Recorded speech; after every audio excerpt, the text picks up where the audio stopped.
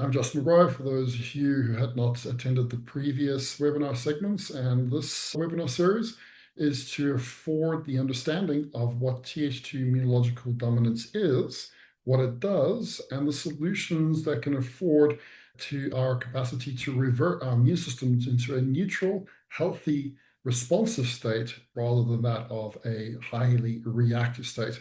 So just to recap, in our initial segment, we went over the differences between the different arms of the immune system, or the main categories of the immune system, that of the innate and adaptive immune system. Thereafter, we went into what Th2 immune responses actually are, and these are warranted responses, not necessarily responses. Then we went into variables that cause a dominance of Th2 immunological activity. Then we went into variables of what this heightened Th2 dominance actually does to the mitochondria.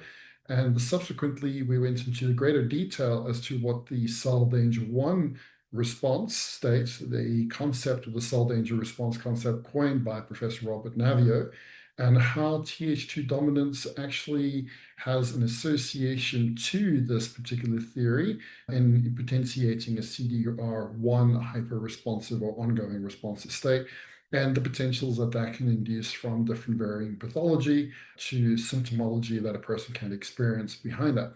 So today we're going to expand upon what we had briefly mentioned in our previous segment, and that is the impact that Th2 dominance has in the microvasculature by way and how histamine increases fibrin release and fibrin deposits, creating a fibrotic microvasculature, subsequently impacting the potential of cellular thyroid activity on the mitochondrial level, thus leading to the potential outcome of hyperthyroid-like symptoms, albeit that potential lab values do not indicate hyperthyroid outcomes in instances as which T3, T4, TSH, reverse T3 may not necessarily suggest that one ought to be experiencing those symptoms, yet the person nonetheless is.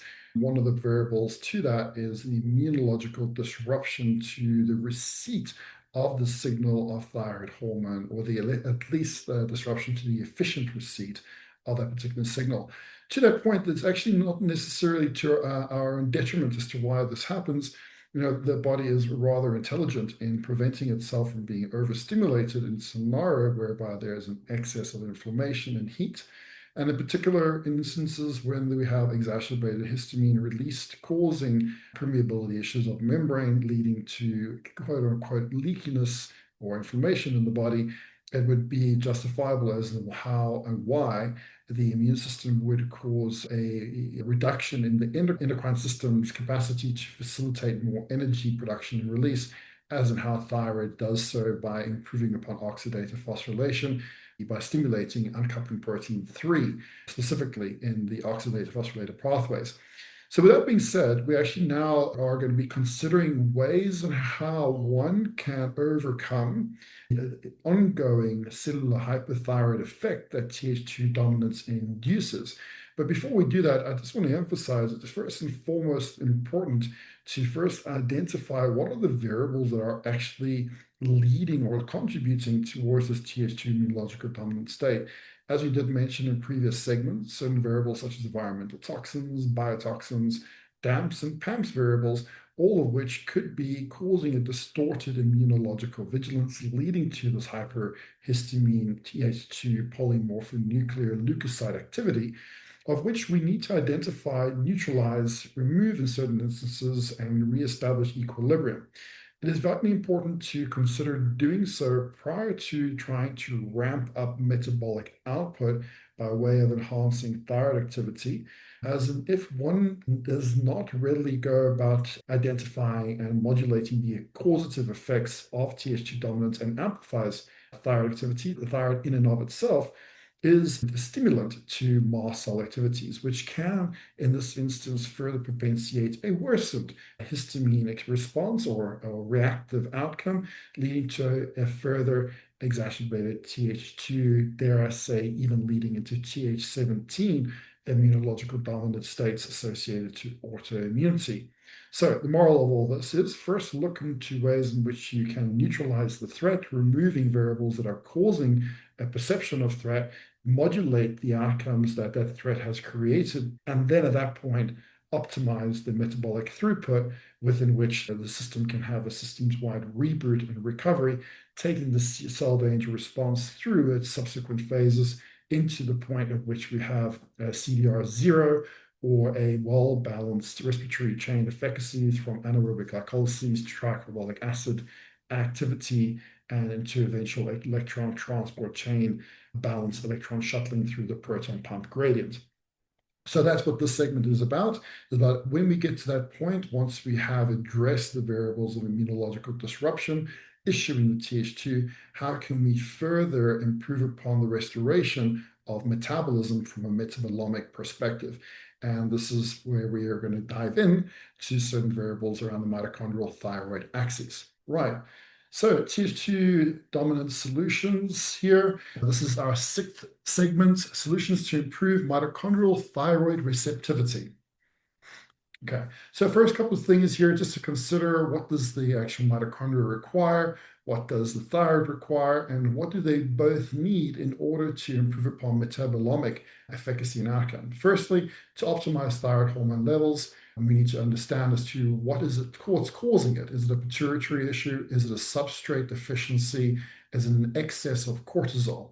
In instances of excess cortisol, as an example, this can lead to a rise of reverse T3 deiodinase activity, taking preference to the production of reverse T3 as opposed to free T3. This is a means of a failsafe to reduce excessive metabolism in an instance where there is hypercortisol release occurring.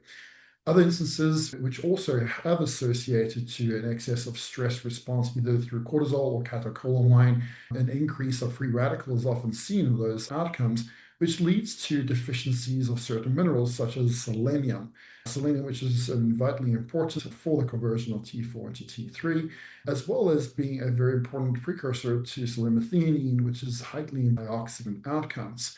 To that other point, the lack of iodine, which is becoming more and more prevalent in the day and age, due to often, this is also a reason as to why table salt has been iodized, as in the 70s and late 60s, there was an increased rise of thyroid-related childhood neurological development, of which they actually had a lot to do with insufficient iodine intake, hence the reason why a lot of our commercial table salt has been iodized.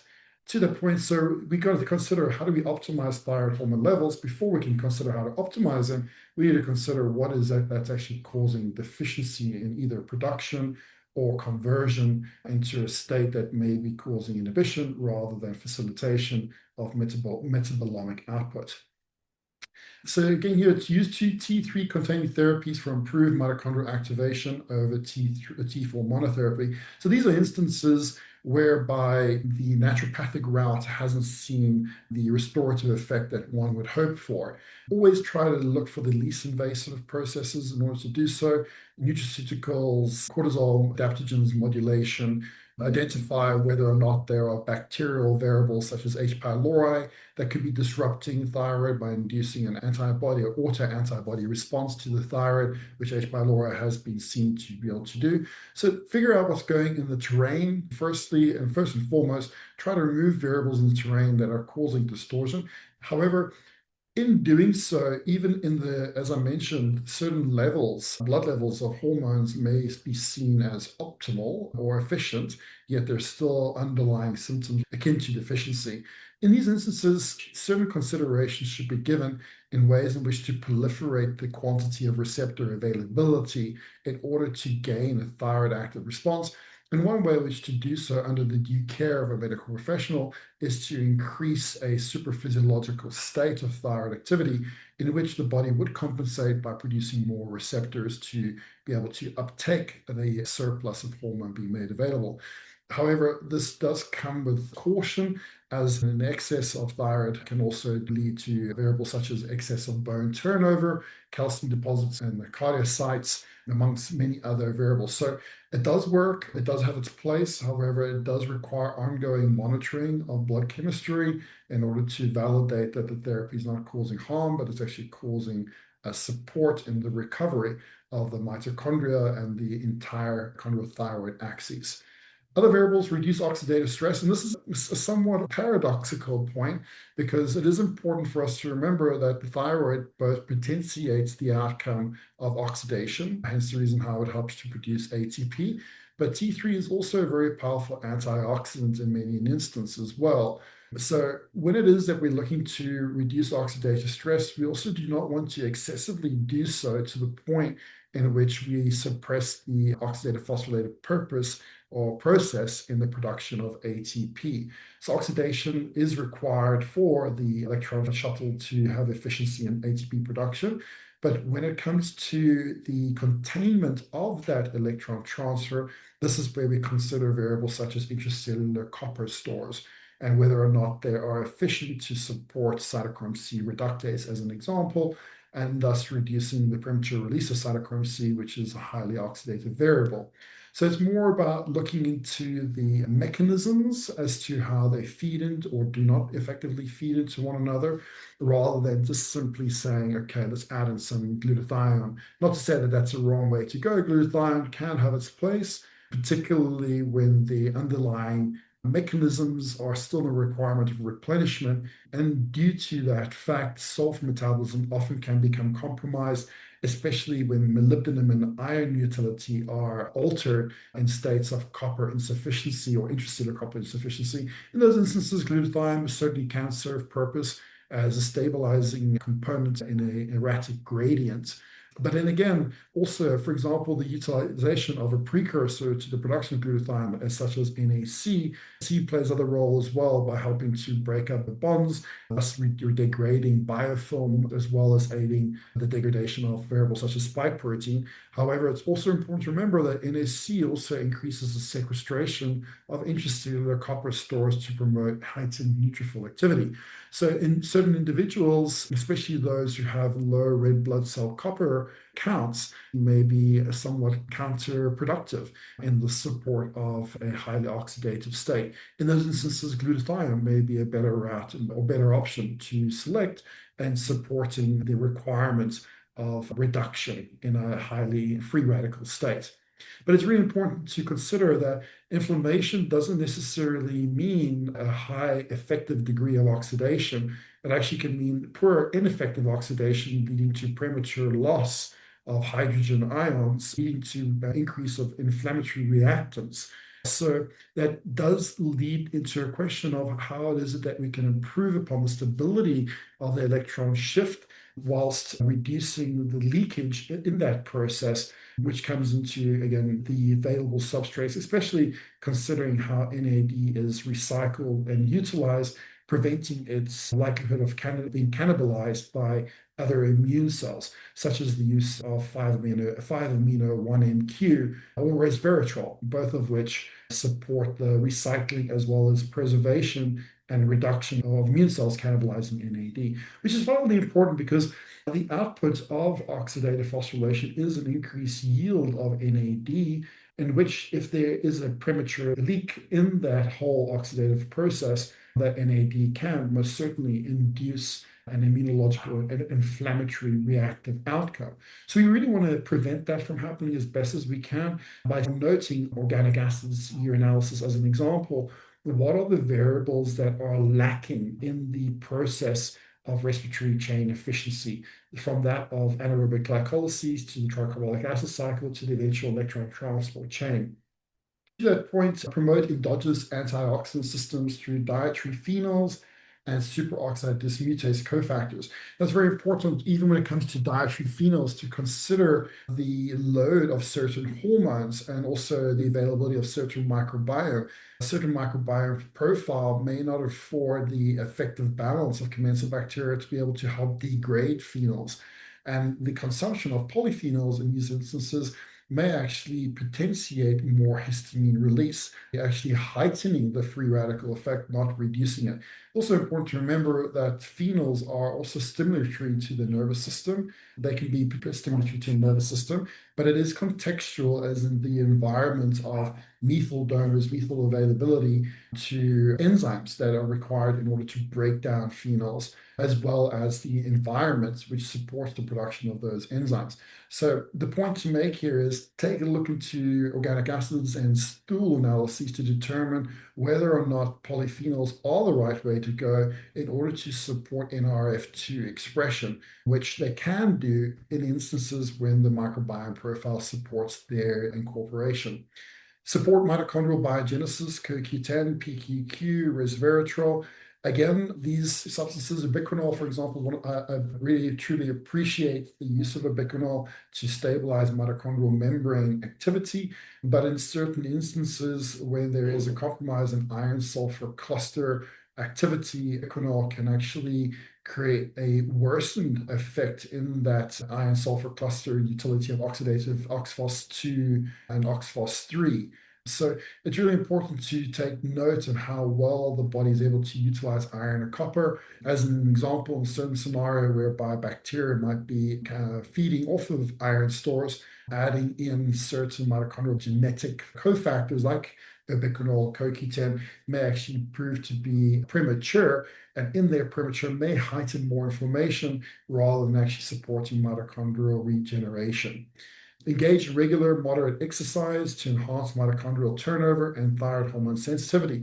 Again, it depends upon the person's hormetic bandwidth and stress tolerance and the allostatic load that the person is under. The allostatic load has a lot to do with the environmental variables of stress or ongoing stressors that have an impact onto the degree of homeostatic, the capability of homeostatic adaptation, and thus hormetic bandwidth.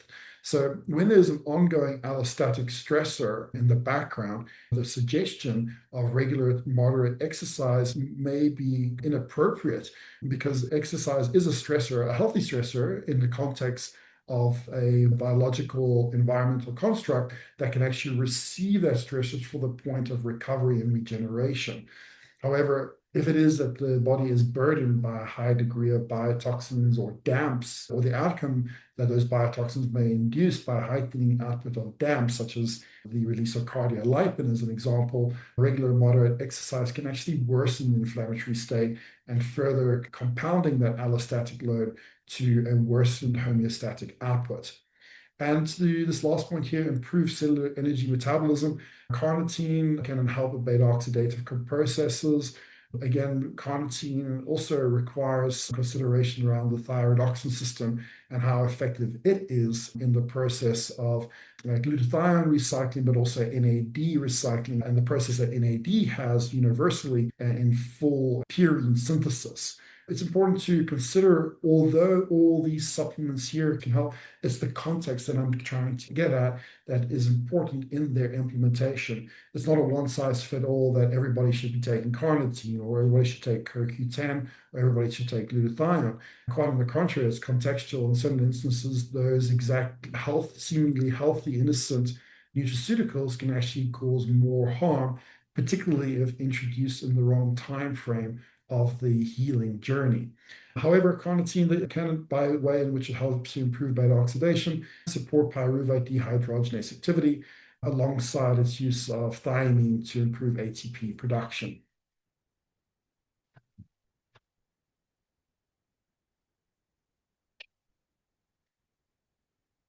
Continuing on with solutions to improve thyroid receptor receptivity, address chronic inflammation. I think this is more important than providing the previous nutraceuticals to amplify mitochondrial biogenesis or activity of respiratory chain systems.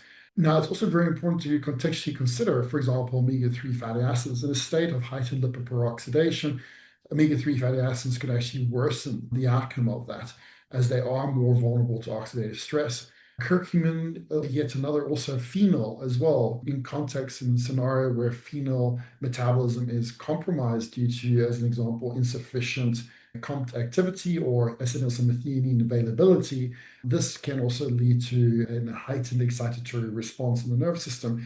What's better to consider are the actual metabolites from these particular agents. So, for example, utilizing resolvins, pro-resolving mediators from omega-3s rather than direct omega-3s, which have a less of a susceptibility to oxidative outcome as in what full omega-3 fatty acids may have.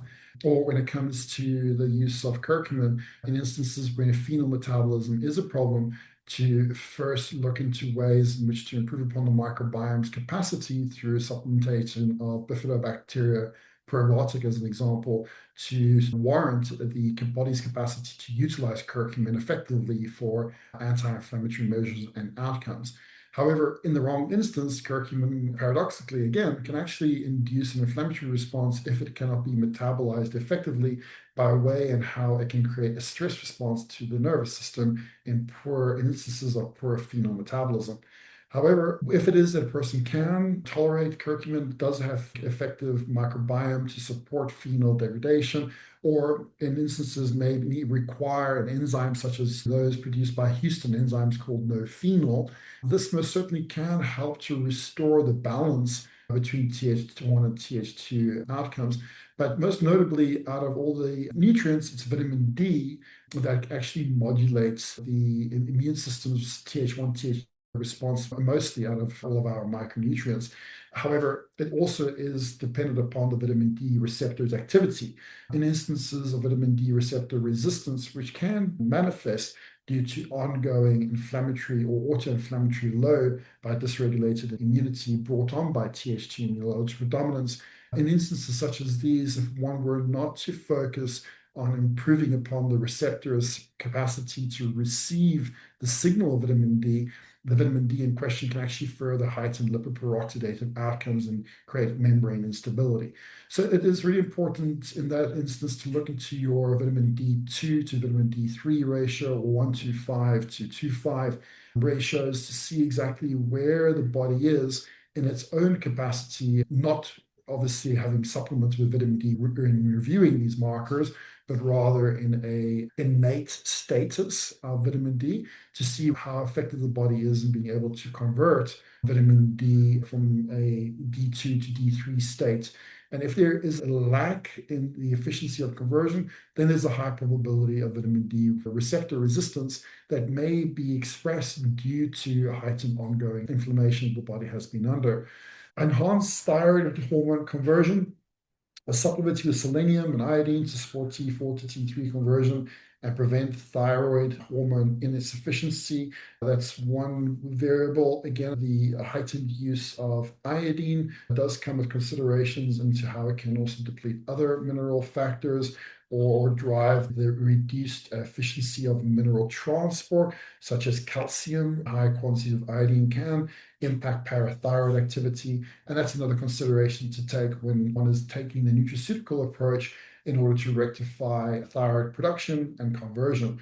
Addressing gut health, very important here to support the ionase activity and thyroid hormone metabolism. So instead of trying to plug a hole in a ship, what one would rather want to do is figure out where it is that the hull of the ship is weak, creating the holes in the first place. And my opinion is first and foremost looking into the microbiome terrain, determining whether or not only from a perspective, but also from an environmental toxin perspective, what may be contributing towards the holes in the first place, and putting energy and effort into the removal of variables that ought not to be into the body, whilst also focusing on the re-inoculative processes that should take place in the right order of precedence at the right timing, which is dependent upon both the lived experience of symptomology reporting as well as diagnostic outcomes in the treatment of these type of cases. The third point here, restore cortisol balance, address adrenal dysfunction with adaptogens. Be very cautious, obviously, in the use of ashwagandha, where it's sourced from. Poorly sourced ashwagandha can actually paradoxically also contain a high degree of heavy metals. Also, an excess of ashwagandha can also lead to a heightened drive of androgen signaling, which could be warranted in certain instances. However, if that androgen signaling is balanced with the right progesterone availability, for example, in females, ashwagandha may actually cause excitation rather than modulate stress to a healthy degree. So it can actually do the opposite of what we're wanting it to do, especially in females that have insufficient progesterone to support testosterone and estrogen drive. Great for dopamine regulation. However, its excess in instances of those who have poor D2 receptor activity. D2 receptor activity, which is also largely regulated by a hormone such as progesterone, such as DHT, can actually lead to an exacerbated D1 related dominant outcome, which can also lead to its own form of potential form of dopamine quino. So again, although they are seemingly innocent, if utilized in the wrong endocrine state, these particular adaptogens can lead to harm. So it's really important to take into context how it is that a person responds.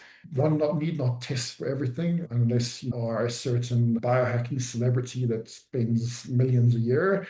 I won't mention any names, but not all of us can afford to spend, $1 million or $10 million a year on testing. So testing is important, but symptom reporting is also very highly important. It doesn't cost as much money. It should just cost the process of effort and also a keen ear to hear what's going on.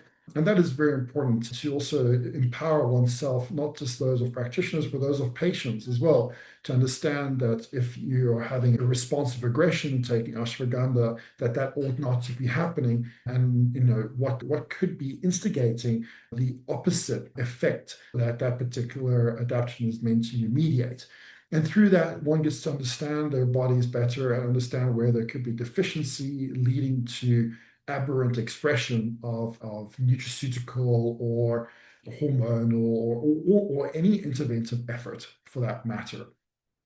More importantly, apart from just putting a substance into the body, I think we should, as adults, we're looking into ways in which to regulate ourselves.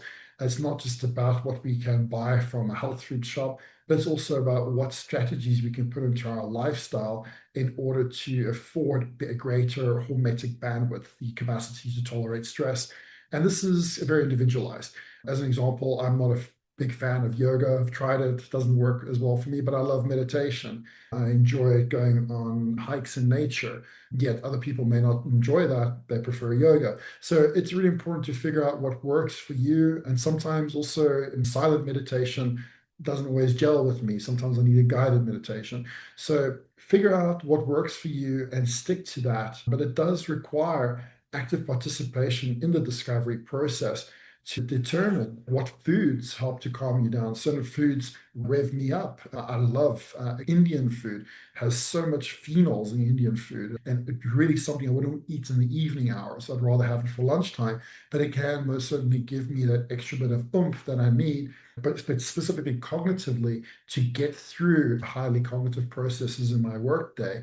But I figured that out. If I were to have that same meal in the evening, it delays my capacity to get a good night's sleep. So even food sources can really either rev the body or calm the body. In contrast to that, in my personal experience, butternut soup, as an example, really it gives me such a calming sensation after consuming it. Fish, as opposed to a steak, as far more calming in the evening hours for me, at least. And that's what is important. We can all stipulate, okay, there's a different concentration of amino acids and there's a different concentration of minerals and so on to indicate the probability of why this happens.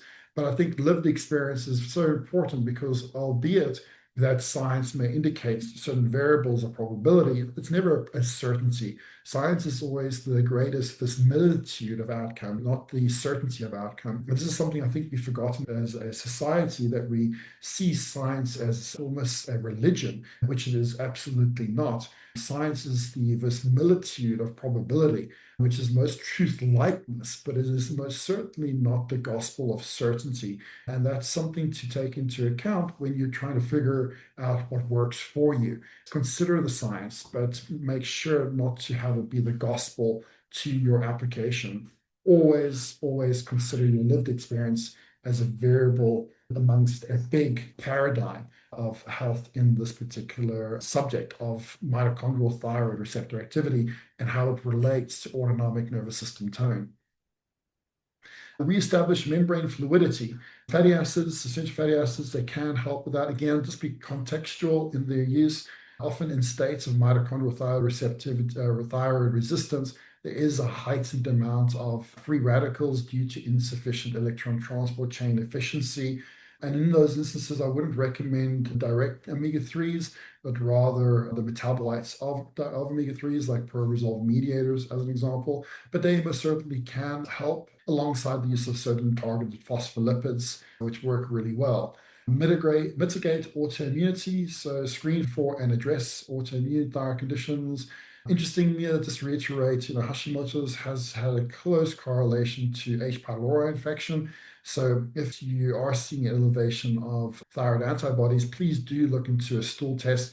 It may not be H. pylori, but there's no harm in determining if it is, because if it is, and its eradication can lead to normalization of the thyroid, as opposed to going down the rabbit hole of seeing a rheumatologist and everything that comes with.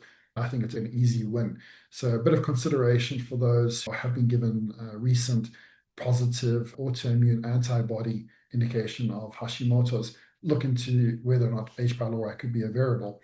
In any instance of somebody struggling with mitochondrial thyroid receptivity and symptoms akin to hypothyroidism, I would really advise to steer clear of gluten. Often the way in which the body breaks down the proteins from an immunological perspective, gluten-based proteins, the same antibodies that are produced can actually attack the thyroid in and of itself. So really, if it is that you are having hypothyroid symptoms, it's best just to go gluten-free. Anti-inflammatory diet, that's also contextual. As I mentioned, phenols, for example, or polyphenols are seen in anti-inflammatory diets. The Mediterranean diet is probably the most well-known anti-inflammatory diet. Yet in context, phenols can be quite inflammatory. So it's really important to consider what an anti-inflammatory diet means in context of the individual in question. Incorporate proteolytic enzymes. This is really important. I touched upon this in our last segment. Proteolytic enzymes, nattokinase, bromylase, serrapeptidase, these are the most probably more well-known. Kinase is also really good for those who have plaque buildup in the arterial tract. Neogenesis Health, by the way, probably make the best lumbar kinase I've ever used. So a bit of a calling card there for anybody looking for a good lumbar kinase. Look into Neogenesis Nutraceuticals here in South Africa. Very good company indeed. There's so many different proteolytic blends. However, what their purpose is to help break down the biofilm deposits as well as break down fibrin deposits, and in so doing, improving upon microvasculature circulation, and thus, in theory, and this is all theoretical, to improve upon how well the mitochondria can receive thyroid hormone in question. Unfortunately, this is most analyses that come into determining the probability or in vitro studies. But there hasn't been any RCTs that I've seen that actually prove that concept. But nonetheless, it is a concept to consider from a pathophysiological perspective, in noting that it's sensical probability, but it's not certainty. However, that being said, in practice, I can attest to patients having improved upon the reduction of hypothyroid-like symptoms in the use of proteolytic enzymes, albeit that it wasn't that they were only using proteolytic enzymes, but they were incorporating that in a more complex intervention protocol. However, from a theoretical perspective, it's meant to reduce the fibrin-induced microvascular blockage. Fibrin deposits can obstruct microcirculation, impairing oxygen and nutrient to tissues. Proteolytic enzymes enzymically degrade fibrin clots, improving blood flow and oxygenation. Improve thyroid hormone delivery. Enhanced blood flow ensures better delivery of T3 to target tissues and cells, optimizing its availability for mitochondrial uptake. Again, this is all theoretical. Solutions to improve receptor activity to continuing restoration of cell surface receptor function by reducing, this is again, this continuing on from the proteolytic enzyme equation. Just to add a bit more thought, what I have found that does most certainly have a pronounced effect as a fibrolytic agent in the body, and this actually has more scientific merit and study validation, is a compound called pentose polysulfate. So definitely not dismissing the probability of proteolytic enzymes. They both certainly have shown effect from a practical perspective, but from a scientific hierarchy of evidence perspective, what I've come to understand is pentose polysulfate has a greater probability as a fibrolytic agent to actually support the outcomes of this particular pathophysiological situation.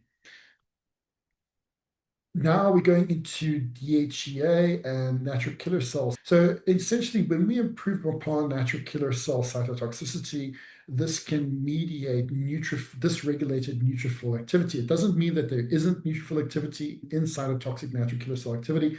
It often happens in concert.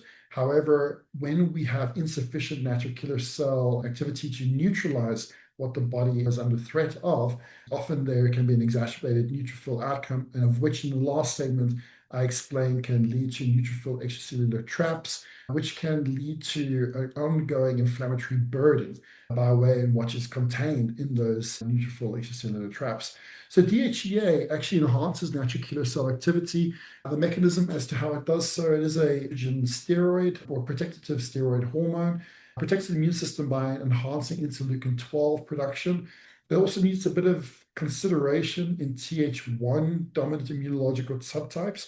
So it is very important that if one is going to consider supraphysiological dosing, at least of DHEA, which in my opinion is anything above 50 milligram, one really ought to do a lymphocyte flow cytometry and a 14-point cytokine map just to ensure safety before recommending higher concentrated dosages of DHEA, due to the fact that it can drive a heightened interleukin 12 activity.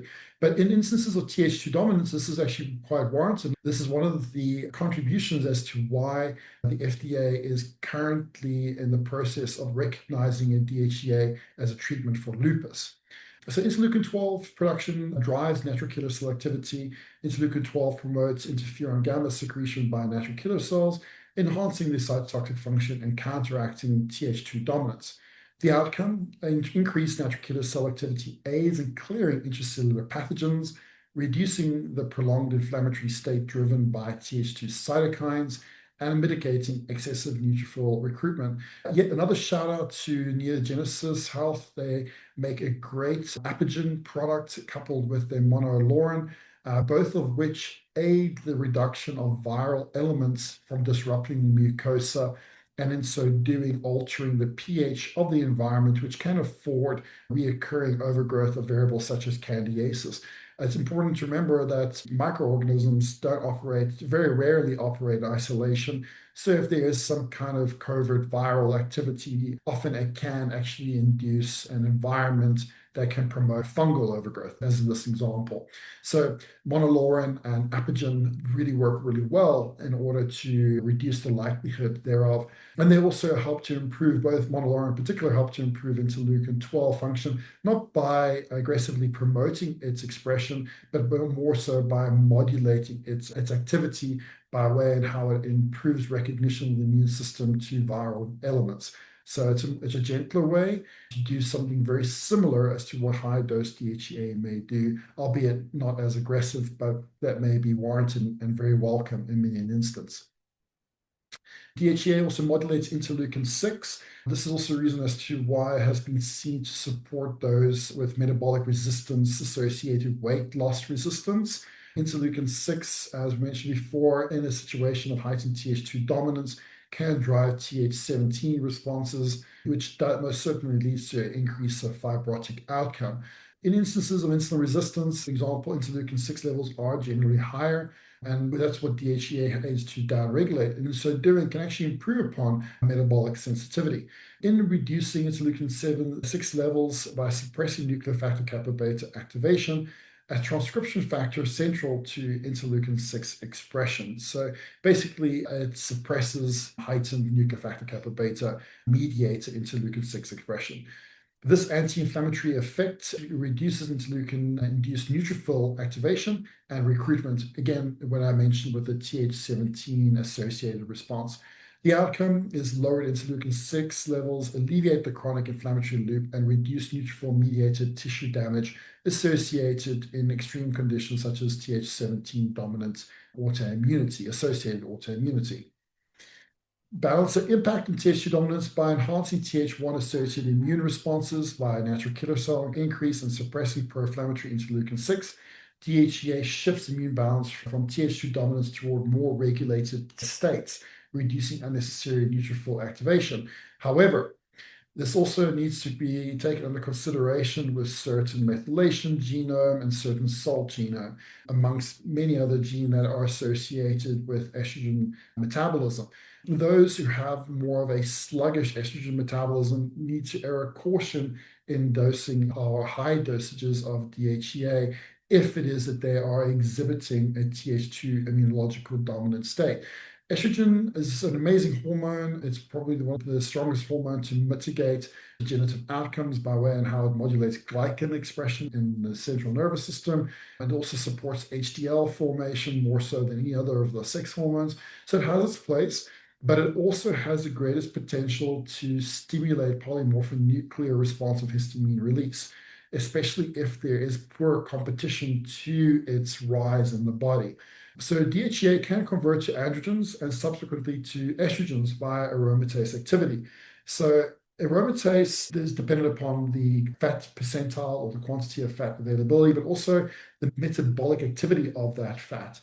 So aromatase isn't all bad. T3 actually potentiates aromatase activity, in which in a female's body is warranted, particularly if a female is experiencing low estrogen productive capacity, such as in instances of polycystic ovary syndrome. That's where T3 can potentiate the conversion of an androgen dominant environment, such as in PCOS, to a more estrogen neutral environment, and thus supporting the reduction of PCOS progression. However, in contrast to that, an excess of aromatase activity can also drive the reduction of free testosterone, which leaves estrogen unopposed, which can worsen Th2 immunological expression. So it's very much contextual within the entire endocrine view of what's going on between the difference of sex hormones and their activities, as well as from a genetic perspective as to how well a person metabolizes these hormones, whether or not DHEA can be beneficial or detrimental in certain instances. This can further elevate active estrogen levels, worsening symptoms of estrogen dominance, such as impaired thyroid hormone signaling and mitochondrial dysfunction. And this is really important to take note because heightened estrogen does not only potentiate polymorphic nuclear leukocytes release of histamine, but it also increases thyroid binding globulin. So an increase of estrogen levels elevate thyroid binding globulin, reducing free T3 availability. Estrogen dominance also increases oxidative stress, impairing mitochondrial function and T3 receptor sensitivity. So it's not all bad. Thyroid binding globulin is the necessary brakes to thyroid activity. So we do need estrogen in order to ensure our brakes are working when we're trying to get into the Ferrari of T3 activity. However, if the brakes are so strong and what we think is a Ferrari is actually a Volkswagen, then we're not really going to go very far with our metabolic throughput with heightened TGB in a situation of poor T3 efficacy or availability. In individuals with slow estrogen metabolizing genotypes, DHEA supplementation may worsen estrogen dominance by increasing estrogen levels and impairing thyroid mitochondrial receptivity, supporting methylation, enhancing detoxification pathways, and modulating aromatase activity are critical to mitigating these risks and restoring hormone balance. I just want to emphasize modulating aromatase. Aromatase is not our enemy, and quite on the contrary, it is very supportive in many instances, even in the production of certain protein drivers to aid insulin regulation sensitivity. But again, it is about the quantity of its activity and its expression that would dictate whether or not it is counterproductive or productive in our total cellular metabolomics. Semaglutide, so GLPs become all the rage. I think everybody and their aunt and uncle are talking about semaglutide, whether it's Ozempic or we say GLPs. Is semaglutide Ozempic or tirzepatide, Mounjaro, or retatrutide? And apparently there's a new one coming out with 4 peptides combined within its construct. Can't recall its name. So whatever it might be, it does have its place. However, it does also err massive amounts of caution. There is most certainly, what I've seen, an increase of calcium turnover in the use of semaglutide, which can be beneficial if it is that there is healthy androgen signaling and healthy growth hormone availability. But in instances where there might be poor growth hormone throughput, leading to insufficient balance between GH and IGF-1 activity, as well as insufficient androgen receptor sensitivity and uptake, the increased drive of that calcium throughput from semaglutide can most certainly lead to an overly excited nervous system, of which many a person has been utilizing these substances or these interventions have approached me and said that their sleep have become quite compromised in their use. It's not uncommon in those using different GLPs, especially the higher dosages, to note compromised deep wave sleep patterns. Paradoxically, dependent upon the dose, certain individuals actually notice initially an improvement because of that same mechanism as to how it alters parathyroid activity in calcium turnover or calcium utility in the body. So the point to consider in the use of any of these GLPs or GIPs or glucagon is in the activity of androgen receptors as well as growth hormone output. In my opinion, if those systems are not in good regulation, one should really test those systems before it is that you put this weight loss silver bullet into the equation. That being said, in instances such as polycystic ovary syndrome, it can be a game changer in how it actually mediates or mitigates certain dominance that may come about by way of poor estrogen receptor sensitivity or androgen dominant state. And how it goes about doing so, I postulate, because there's still more research out there that hasn't quite confirmed it as such, but I do postulate that it does increase, well, we do know that semaglutide or increases sex hormone binding globulin, which in doing so actually improves upon GLUT4 protein production, which helps insulin trafficking. But in doing so, it can also reduce the availability of androgens or free testosterone, as well as impacting that ratio to estradiol, within which a scenario such as PCOS could actually afford a balanced or a more balanced endocrine metabolomic situation. However, it is also contextual of time and review, continual review of diagnostics to determine whether or not that critical threshold has been achieved, at which point it may be causing a unwanted outcome such as bone mineral density loss.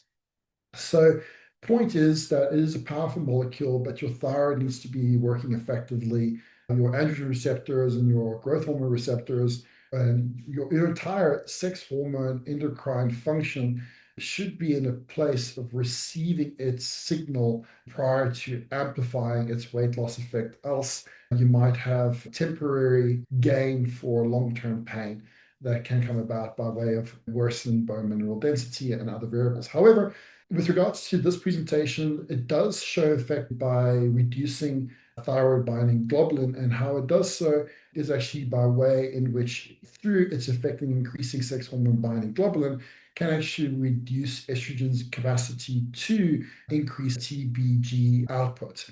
Semaglutide's role improves hepatic function, so it also reduces steatosis, fatty liver, which potentially lowers thyroid binding globulin overproduction driven by estrogen. To that point, it's also interesting when we look into its impact on thyroid hormone receptors in the liver, and it's contextual here again, in that it can momentarily improve upon their functionality by way and how it addresses steatosis.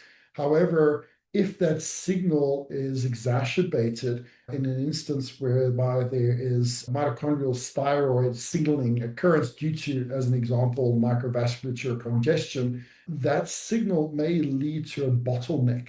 And that bottleneck may actually reduce the activity of THR beta in the liver. So again, it's contextual of the entire scenario and also the length of use, which one should always have periodic check-ins as if they're going to be utilizing any intervention, including that of weight loss agents such as semaglutide. It does improve upon insulin sensitivity, but how it does so is by regulating the beta cells' release of insulin more efficiently around prandial effect, which again initially can show great outcome of weight loss, but as its effect on reducing appetite can become more and more pronounced, in particular due to its dual effect in increasing calcium signaling by heightening parathyroid activity. This can also lead to somewhat of a stress response, And paradoxically, if that stress response is prolonged, i.e., the GLP or GIP is used for longer than it ought to be used, this, by way and how it induces a sympathetic state, can actually paradoxically reduce insulin receptor sensitivity. And I have seen this on two occasions whereby initially HOMA indexes improved, but because the therapy was prolonged, certain HOMA indexes actually showed, particularly beta cell specific, actually showed a worsened outcome in its prolonged use. So most certainly it can help instances of estrogen-associated Th2 immunological dominance, but its duration is contextual and does require ongoing vigilance into the diagnostic outcomes. From an immune modulation perspective, GLP-1 receptor activation reduces chronic low-grade inflammation by decreasing interleukin-6 and tumor necrosis factor alpha levels, shifting immune responses away from Th2 dominance and restoring balance. Solution to estrogen dominance induced Th2 dominance, restore thyroid hormone availability, and again, it's contextual in its duration of use, as well as the status of the microvasculature. By lowering thyroid binding globulin production, semaglutide may increase free T3 levels. But it's not just about the availability of T3, it's also about the way in which it can be delivered to its target receptors. And that's something really important to take into consideration when factoring in the consideration in the use of semaglutide to improve upon T3 utility on the cellular construct. It's improving mitochondrial function and energy metabolism, essential for immune homeostasis in context that the delivery of the hormone is reaching its target receptor efficiently. Reduced Th2 dominance, enhanced mitochondrial efficiency, and reduce inflammation through GLP-1 receptor activation create a more balanced Th1, Th2 immune profile, mitigating the effects of estrogen dominance. Probably, possibly, not under certainty. Does semaglutide increase the risk of pancreatic cancer? So there was a lot of scaremongering a while back, and actually came about by extrapolation from papers that researched the use of GLP-1s on mice, rodents at the time. And we need to really take into consideration that animal studies are not always directly transferable into the human physiology. Human studies, however, haven't, from what I've seen, haven't indicated any causal effect. There was a cohort of 543,595 type 2 diabetes patients, found no significant increase in pancreatic cancer risk amongst GLP-1 users over a 7-year period. So it's quite a long, period of cohort studies. In another study as well, meta-analysis of random trials found no significant association between GLP-1 use and pancreatic cancer risk either. So in human trials, there isn't anything concrete to indicate the risk of cancer. However, that doesn't mean that we should continue to keep an eye, because the pleiotropic nature of GLP-1, which is produced by our own enteroendochromaffin cells, it can have wide-reaching effect onto other variables of metabolism, particularly immunometabolism. So still keeping an eye on that. However, when it came to what it was that media was portraying in its increased risk of pancreatic cancer, they extrapolated those findings from rodent studies. Okay, so the reason, but why? Exactly what is the difference? Well, key findings from animal studies: pancreatic hyperplasia, inflammation. So this is from rodent studies. Activation of GLP-1 receptors in rodents increase cyclic adenosine monophosphate levels in pancreatic tissues, leading to cellular proliferation and potential tumor formation, raising safety concerns. Pancreatic changes in rodents cause ductal proliferation inflammation, which may predispose to tumor development through these effects, although these effects have not been consistently observed in humans. Okay, so they haven't been observed in humans at all, actually. Well, not carcinogenic effects, at least. But findings from animal studies: pancreatic hyperplasia inflammation. GLP-1 receptor agonists cause pancreatic duct cell proliferation and mild inflammation in animals, raising concerns. Rodents treated with GLP-1 increase pancreatic mass due to cell proliferation. GLP receptors in pancreatic tissue, prolonged receptor activation in rodents influence pancreatic morphology. Rodents have higher GLP-1 receptor density than that of humans. So it's an entire different physiological construct. In comparison to rodents, humans have a fraction in the density of GLP-1 receptors in the pancreas. which is also a reason as to why the use of high drug doses make them more prone to receptor-mediated effects and toxicity than humans. So it's not a transferable. No, animal studies, once again, are not directly transferable to human physiology. They are considered as means of caution, but their transferability in this instance, at least at this time point when this research was done, is not direct. So although it isn't direct, it doesn't mean that cautions should not still continue to take place. Undoubtedly, if there is warranted carcinogenic or oncogenetic outcome in animal trials, keeping an eye on not only the pancreatic mass that occurred, but the variables or mechanisms in the pathophysiology that took place in rodents that led to that, apart from just the receptor makeup or density, needs ongoing research to continue to validate the safety assurity in the use of any substance, not just that of GLP-1s. Melatonin is our next intervention to discuss here. Melatonin suppresses, depends upon the quantity of intake, interestingly enough. A high quantity intake of melatonin can suppress Th2-driven cytokines. A lower can actually potentiate those cytokines. So it really depends upon the quantity of intake. But nonetheless, melatonin suppresses Th2-driven cytokines such as interleukin-4 and interleukin-13 by modulating transcription factors like nuclear factor kappa beta, which are pivotal in pro-inflammatory and Th2 skewed responses. An impact, this reduces an overactive Th2 profile, allowing for a shift toward a more balanced Th1, Th2 immune response.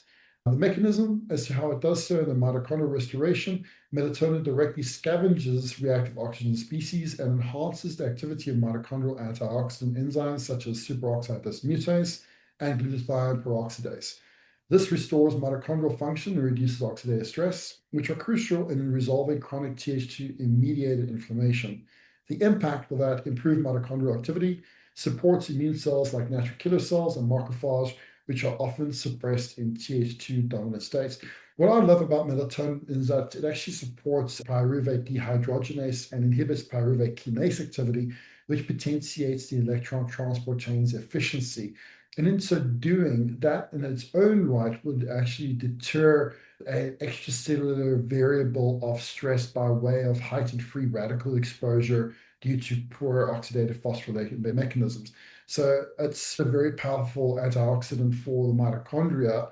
And in that, I believe, is where it serves a lot of its immune modulative effect on different T helper cell responses. Regulation of T cells, Tregs. Melatonin enhances differentiation and function of Tregs, which are crucial for maintaining immune tolerance. By upregulating Tregs, melatonin can suppress excessive Th2 activation and reduce autoimmunity. It's contextual to the quantity. Very high dosages of melatonin can actually induce a radical Th1 response, which is also a reason as to why dosages above 200 milligrams and more are used in certain tumor cell cancer states. There is a reduction in its effect on Tregs in a particular scenario. So it's contextual to the dose and also the environment in which it is utilized. But extremely high doses of melatonin can most certainly improve upon Th1 mediated cytotoxic outcomes, particularly in cancer patients. An impact, however, in Treg activity helps to suppress overactive Th2 responses and promotes a balanced immune environment. And it's more so the inducible Tregs than the natural Tregs that melatonin increases the output of. A modulation of circadian rhythms and immune regulation. Melatonin regulates circadian rhythms, which are closely tied to immune function. Basically, the better that we have our sleep cycle synchronized with the sun-moon cycle, or the dawn to dusk effect, will impact how our immune systems respond to the requirement of energy output or energy restoration. The impact of that is a well-regulated circadian system reduces likelihood of chronic inflammation and Th2 skewing. Melatonin can also inhibit interleukin-6 and tumor necrosis factor alpha, which is quite interesting because it can potentiate Th1 outcomes, but actually reduce the inflammatory effect of interleukin-6 in its improving upon interleukin-12 activity. So melatonin downregulates interleukin-6 and tumor necrosis factor, both of which are key mediators that contribute towards Th2 dominance. It creates lower levels of these cytokines, creating systemic inflammation, allowing for better immune balance. So it can actually improve the efficiency of Th1 without inducing hyperinflammatory outcomes in its cytotoxic efficiency, which I think is quite cool as to what melatonin does. And that's the end of today's segment.